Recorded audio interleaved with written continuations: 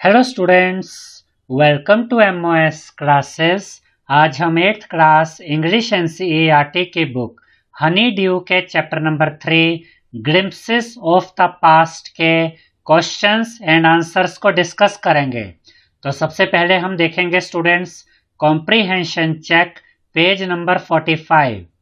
Question number 1 है, look at picture 1 and recall the opening lines of the original song in Hindi. Who is the singer? Who else do you see in this picture? इस chapter की reading video में हमने ये देखा था students कि इस चैप्टर की जो पिक्चर 1 है उसमें एक हिंदी सॉन्ग को इंग्लिश में ट्रांसलेट करके लिखा गया है। हमें उस हिंदी ओरिजिनल सॉन्ग की ओपनिंग लाइंस यानी कि शुरुआती लाइंस बतानी है और ये भी बताना है कि उस गाने को कौन सी सिंगर ने गाया है और उस पिक्चर में आप और किन किन व्यक्तियों को देख सकते हैं, उनके नाम बताने हैं। तो इसका आंसर है the opening lines of the Hindi song are ए मेरे वतन के लोगो तुम खूब लगा लो नारा, ये शुभ दिन है हम सब का लहरा लो तिरंगा प्यारा, पर मत भूलो सीमा पर वीरों ने है प्राण गवाए। इसके आगे भी ये सॉन्ग आगे है, जरा याद उन्हें भी कर लो जो लौट के घर ना आए। और उसके बाद ये गाना आगे है, ए मेरे वतन के लोगों जरा आँख में भर लो पानी, जो शहीद हुए हैं उनकी जरा याद करो कुर्बानी। तो ये इस गाने की स्टार्टिंग लाइंस हैं और इस गाने को गाया है, इसके सिंगर का नाम है लता मंगेशकर। और इस पिक्चर 1 में हम पंडित जवाहरलाल नेहरू को देख सकते हैं, लाल बहादुर शास्त्री को देख सकते हैं और इंदिरा गांधी को देख सकते हैं। और इसके अलावा इस पिक्चर में बहुत से क्रांतिकारियों की पिक्चर भी दी गई है, उनके नाम भी अगर आप चाहे तो लिख सकते हैं।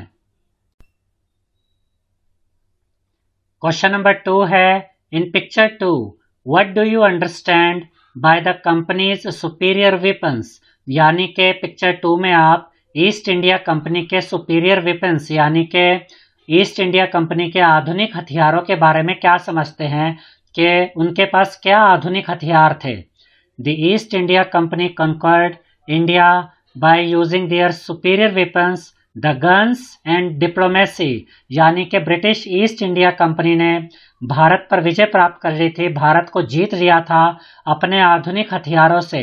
और ये आधुनिक हथियार क्या थे, एक तो उनके पास उस जमाने की सबसे अच्छी गन्स होती थी और उनकी डिप्लोमेसी यानी कि कूटनीति राजनीति। तो अपनी आधुनिक बंदूकों के दम पर और अपनी डिप्लोमेसी के दम पर यानी कि कूटनीति के सहारे उन्होंने भारतीयों को अपने कब्जे में कर लिया, भारत पर विजय प्राप्त कर ली। क्वेश्चन नंबर 3 है, who is an artisan, why do you think the artisan suffered. यानी कि आर्टिजन से आप क्या समझते हैं और भारत में जो आर्टिजन्स थे उस समय में उनके ऊपर क्या मुश्किलें आई, क्या मुसीबतें आई। तो आर्टिजन को हिंदी में कहते हैं कारीगर, जो अपने हाथों से चीज़ों को बनाते हैं, बहुत सुंदर सुंदर चीज़ें बनाते हैं।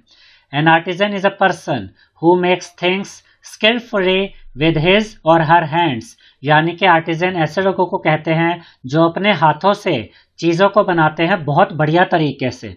दे suffered because the goods that they produced lost demand in the Indian market। और उनके ऊपर इसलिए मुश्किल आई उनके लिए, इसलिए उनके काम धंधे खत्म हो गए क्योंकि जो चीज़ें गुड्स यानी जो चीज़ें वो बनाते थे उनकी मांग, उनकी डिमांड भारतीय मार्केट में खत्म हो गई थी। इसकी वजह से उनके काम धंधे बंद हो गए थे क्योंकि अब ब्रिटेन से सस्ता माल आ रहा था जो ब्रिटेन के लोग बनाकर भेजते थे, उस पर कोई टैक्स ड्यूटी भी नहीं लगती थी। तो वो सामान लोगों को अच्छा लगता था, वो उन्हें खरीदते थे और जो भारतीय कारीगर थे उनके काम धंधे चौपट हो गए थे।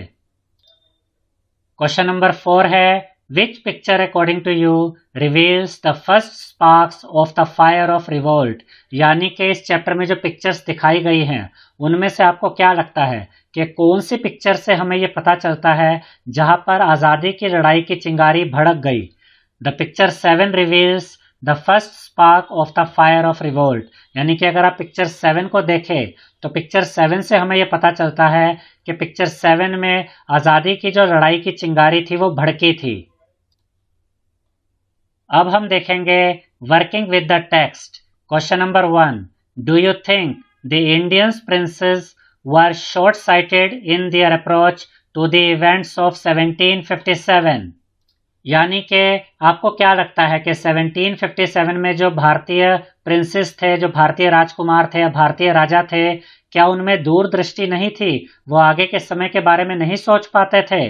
तो इसका आंसर है yes, the Indian princess were short sighted in their approach, यानी कि उस समय के जो भारतीय राजा या राजकुमार जो काम करते थे उसमें वो आगे आने वाले भविष्य के बारे में नहीं सोचते थे। They fought against each other with the help of the British, वो आपस में ही लड़ते रहते थे और अंग्रेजों से मदद लेते थे।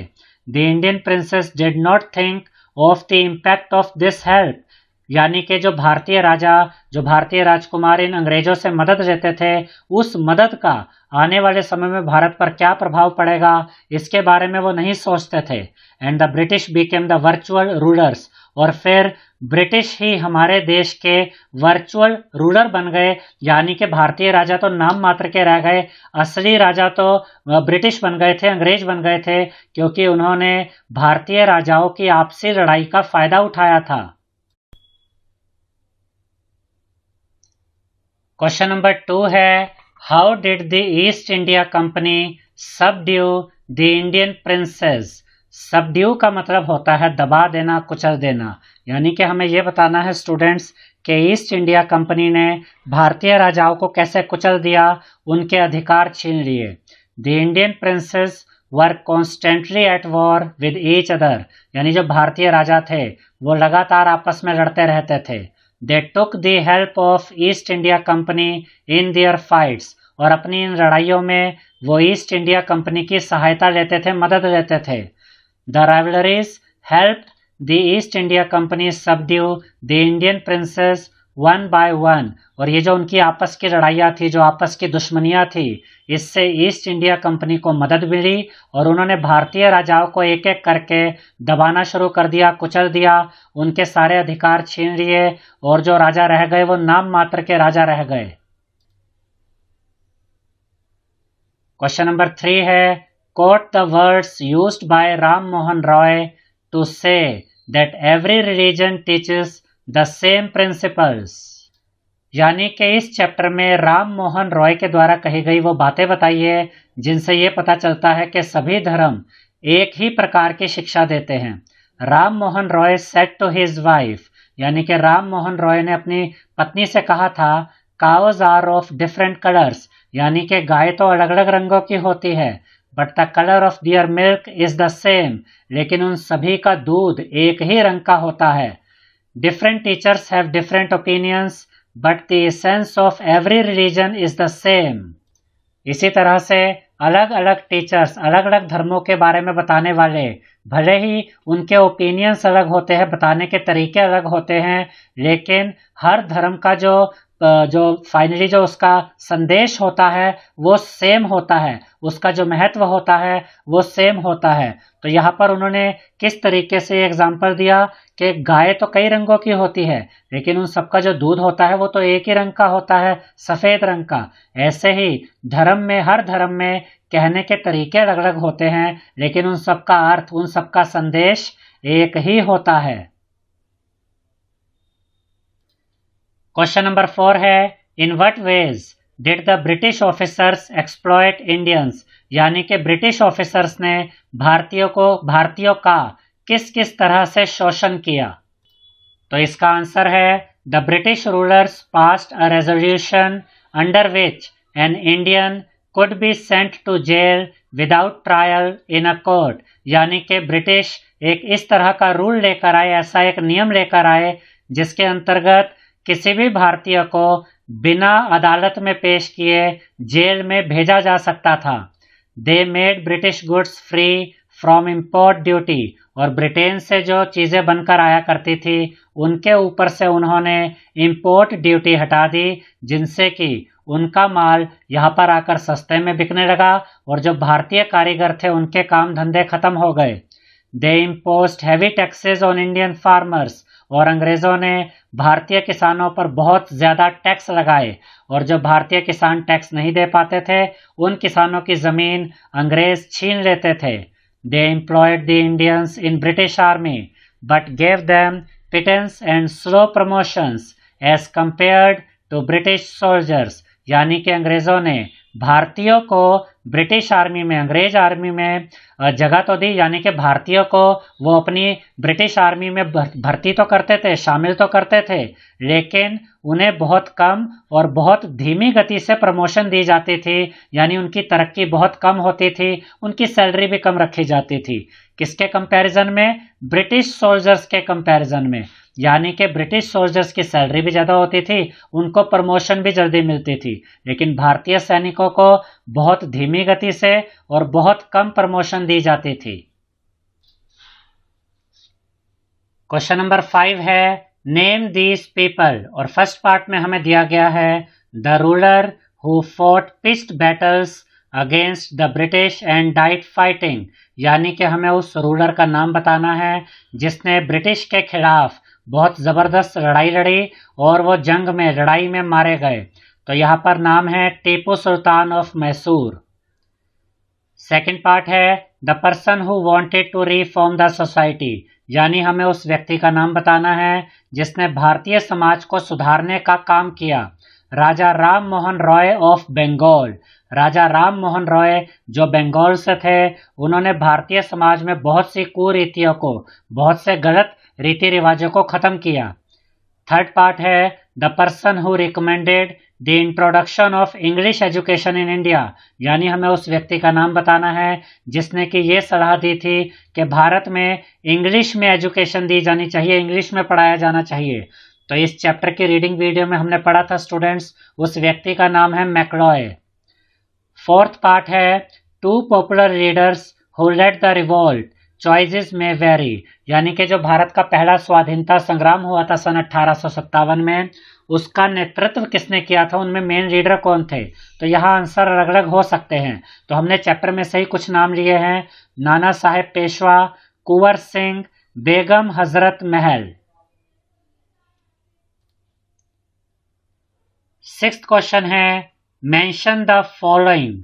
फर्स्ट पार्ट में हमें दिया गया है two examples of social practices prevailing then, यानी कि उस समय में भारतीयों के कोई दो रीति रिवाज, कोई दो ऐसी प्रथाएं बताइए जो उस समय में थी। तो इसमें दो प्रथाएं, दो ऐसे उस समय के रीति रिवाज या प्रथा हम कह सकते हैं जो थे, वो उसमें से एक है चाइल्ड मैरिज यानी कि बाल विवाह, और दूसरा था सती सिस्टम, जिसमें कि वाइफ को पति की डेथ होने पर उसके साथ ही जला दिया जाता था। और ये दोनों ही सोशल प्रैक्टिसेस भारतीय समाज के लिए बिल्कुल भी अच्छी नहीं थी, ना तो बच्चों की मैरिज और ना ही सती सिस्टम, ये दोनों ही बाद में ख़त्म कर दिए गए। सेकंड पार्ट है two oppressive policies of the British, यानी कि हमें ब्रिटिश की, अंग्रेजों की ऐसी दो पॉलिसीज, दो नियमों के बारे में बताना है जो उन्होंने बनाए थे, जिनकी वजह से भारतीयों को दबाया जा सके, भारतीयों को कुचला जा सके। The British rulers passed a resolution under which an Indian could be sent to jail without trial in a court, यानी कि अंग्रेजों ने एक ऐसा रूल बनाया जिसके अंतर्गत भारतीयों को बिना कोर्ट में पेश किए, बिना अदालत में पेश किए जेल भेजा जा सकता था। और दूसरा रूल क्या था, दूसरी पॉलिसी क्या थी? They imposed heavy taxes on Indian farmers, उन्होंने भारतीय किसानों पर बहुत ज़्यादा टैक्स लगाए। थर्ड पार्ट है two ways in which common people suffered, यानी कि उस समय में वो कौन से दो वजह थी, दो कारण कौन से थे जिनसे कि आम भारतीय बहुत परेशान था। More taxes on farmers led them to abandon their lands, यानी कि किसानों पर बहुत ज़्यादा टैक्स लगाए जाते थे, जिसकी वजह से उन्हें अपनी ज़मीनें छोड़नी पड़ती थी, अंग्रेज़ों को देनी पड़ती थी, क्योंकि वो इतना ज़्यादा टैक्स पे नहीं कर पाते थे, तो वो अपनी ज़मीनें ही अंग्रेज़ों को दे देते थे मजबूरी में। They spread dissatisfaction and revolt in the Indians by using the fat of cows and pigs in the grease of bullets. इसका ये मतलब है स्टूडेंट्स कि उस समय में जो बंदूकें होती थी उसमें गोली भरने से पहले गोली को, यानी कि बुलेट को मुंह से काटना पड़ता था, और अंग्रेज़ों ने क्या किया कि उन बुलेट्स के ऊपर गाय और सूअर की चर्बी लगा दी। अब जो भारतीय जो सैनिक थे वो इस बात से बहुत गुस्से में आ गए थे। इससे उनके अंदर एक असंतोष हो गया था कि ये हमारे धर्म के खिलाफ है, जिसकी वजह से भारतीयों में असंतोष फैला और विद्रोह उत्पन्न हुआ। सैनिकों ने विद्रोह कर दिया। फोर्थ पार्ट है 4 reasons for the discontent that led to the 1857 war of independence. यानी कि हमें 4 ऐसे कारण बताने हैं जिससे 1857 की लड़ाई की तरफ रास्ता खुला। ऐसे 4 कारण जिससे असंतोष फैला और हालात ऐसे बन गए कि 1857 की जो आज़ादी की लड़ाई थी वहां पर इंडियंस पहुंच गए। ऐसे कौन से कारण थे जिनकी वजह से 1857 की फर्स्ट वॉर ऑफ इंडिपेंडेंस हुई? Santhals who lost their land became desperate and they revolted। यानी कि संथाल्स जो थे इनसे इनकी ज़मीनें छीन ली गई थी, अंग्रेज़ों ने इनसे इनकी ज़मीनें छीन ली थी, जिसकी वजह से ये बहुत गुस्से में थे और इन्होंने विद्रोह कर दिया। The sepoys in the English army were paid much less than the white soldiers. यानी कि ब्रिटिश आर्मी में जो सिपाही थे, यानी कि जो भारतीय सिपाही थे, उन्हें अंग्रेज सोल्जर्स यानी कि जो अंग्रेज सिपाही होते थे उनके मुकाबले कम पैसे दिए जाते थे, कम सैलरी दी जाती थी। सो दे वर डिसकंटेंटेड एंड एंग्री, जिसकी वजह से उनमें भी असंतोष था और वो गुस्से में थे और उन्होंने भी विद्रोह कर दिया। The Brahmins were furious when they came to know that the bullets they had to bite contained cow fat and pig fat. जब ब्राह्मण सोल्जर्स को, यानी कि ऐसे ब्राह्मण्स जो कि अंग्रेजों की आर्मी में थे, जब उन्हें पता चला कि बंदूकों में डालने के लिए जो बुलेट्स होती हैं उन बुलेट्स को उन्हें मुंह से काटना पड़ता था, तो जब उन्हें ये पता चला कि इन बुलेट्स के ऊपर गाय और सूअर की चर्बी लगाई गई है, तो इससे वो बहुत ज़्यादा गुस्से में आ गए। फ्यूरियस यानी गुस्से में आ गए और उन्होंने भी विद्रोह कर दिया। Many landlords were sore because the British policies deprived them of their land and estate। यानी कि बहुत से जमींदार उनके मन में कड़वाहट थी, गुस्सा था अंग्रेजों के लिए, क्योंकि अंग्रेजों ने उन्हें वंचित कर दिया था। डिप्राइव्ड यानी वंचित कर दिया था, उनसे छीन लिया था उनकी ज़मीनों को, उनकी एस्टेट को, जिसकी वजह से वो भी बहुत गुस्से में थे। और ये सभी ऐसे कारण थे, ये सभी रीज़न थे जिसकी वजह से पहली आज़ादी की लड़ाई लड़ी गई, पहली आज़ादी की लड़ाई का रास्ता तैयार हुआ। आई होप स्टूडेंट्स आपको हमारा ये वीडियो पसंद आया होगा। अगर आपको हमारा ये वीडियो पसंद आया है तो इस वीडियो को लाइक करें, शेयर करें और हमारे चैनल को सब्सक्राइब करें। Thank you.